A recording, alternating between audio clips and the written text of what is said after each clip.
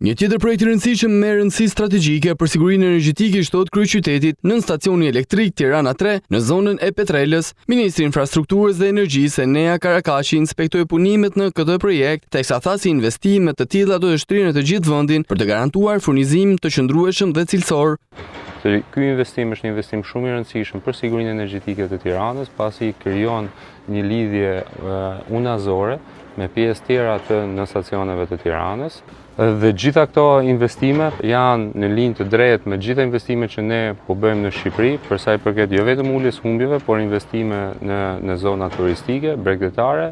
Në vizitë ishin të pranishëm dhe përfaqësues të Ministrisë Federale Gjermane për bashkëpunimin dhe zhvillimin, ambasadës gjermane në Tiranë dhe institucioni financiar KfW, të cilët vlerësuan ecurinë e projektit dhe bashkëpunimin afatgjat me Shqipërinë.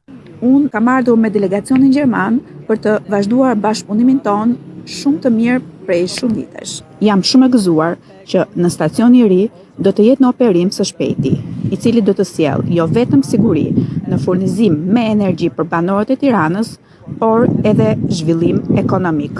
Në stacionin Tirana 3 përfshin 3 linja 110 kW që lidhen me rrjetin ekzistues, duke krijuar një unazë energjetike që rrit qëndrueshmërinë e sistemit elektrik në kryeqytet. Projekti shihet si pjesë e modernizimit të infrastrukturës energjetike përballë rritjes së kërkesës për furnizim më të sigurt dhe cilësor.